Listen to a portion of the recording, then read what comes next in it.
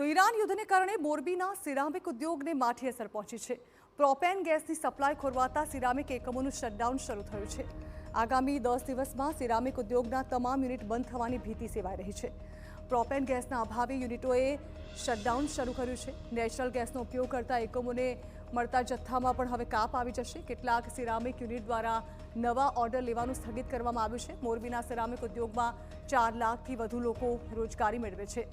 યુદ્ધ ચાલુ રહેવાની સ્થિતિમાં લાખો લોકોની રોજગારી પર પણ સવાલ ઊભા થશે। તો મોરબીના સિરામિક ઉદ્યોગ માટે પ્રોપેન ગેસ અને નેચરલ ગેસ બંને ઓક્સિજન સમાન છે, પરંતુ યુદ્ધને કારણે પ્રોપેન ગેસની આવક અટકી જતા સિરામિક ઉદ્યોગ બંધ થવાના આરે છે। મોરબીમાં વપરાતો મોટાભાગનો પ્રોપેન ગેસ કંડલા બંદરે આવે છે અને ત્યાંથી ટેન્કર્સ દ્વારા મોરબી પહોંચે છે, પરંતુ સપ્લાય ચેઇન તૂટવાને કારણે હવે ગેસની ભારે અછત સર્જાય તેવી શક્યતા છે।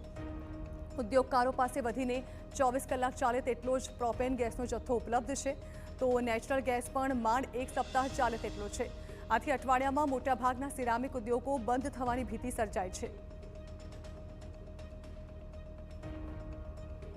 મારી ટોટલ ગ્રુપ કંપની થઈ અને લગભગ અત્યારે 1800 થી 2000 માણસો કામ કરી રહ્યા છે અને વ્યવસ્થિત રીતે પ્લાન ચાલી રહ્યા હતા, પણ આ વોર સિચ્યુએશન છે, આમાં કાંઈ કહી ન શકાય। તો ઇન્ડસ્ટ્રી તો અત્યારની સિચ્યુએશન જોતા 5 તારીખ યા તો 6 તારીખ સુધીમાં મોટાભાગની ઇન્ડસ્ટ્રી, એમાં મારી પણ ઇન્ડસ્ટ્રી શટડાઉન ફોર્સ મેજરથી કરવી જ પડશે। એમાં કોઈના હાથમાં નથી કે જે અત્યારે ફ્યુઅલ અવેલેબલ જ નથી અને ફ્યુઅલ વગર અમારી ફેક્ટરી ચાલવાની નથી। હવે જે પ્રોપેન ગેસની આપણે વાત કરીએ તો જે હોર્મુઝ સ્ટ્રીટ ઉપર અત્યારે ઈરાને સપ્લાય ત્યાંથી બંધ કરી રોકી છે, એ હિસાબથી પ્રોપેન અત્યારે આવકમાં નથી કોઈ શિપ, અને જે આવી છે એ કોમર્શિયલ માટે ભારત સરકારે ફાળવી છે, એટલે ઇન્ડસ્ટ્રી માટે પ્રોપેન ગેસ વધીને 24 કલાક ચાલે એટલો છે એવું અમને જાણવા મળ્યું છે। તેમજ નેચરલ ગેસની આપણે વાત કરીએ તો ગુજરાત ગેસ દ્વારા પણ જે સપ્લાય થઈ રહ્યો છે, આજ મોરબીમાં 17 લાખથી 20 lakh cubic metre per day supply થતો હતો, પણ હાલ અત્યારે હોર્મુઝ સ્ટ્રીટને હિસાબથી અને નેચરલ ગેસનું ઉત્પાદન પણ ઠપ થયું છે અત્યારે ગલ્ફમાં, એટલે તે પણ હવે સપ્લાય કદાચ વધીને 3-4 દિવસ પછી એમાં 50%નો કાપ આવશે એવું લાગે છે અમને।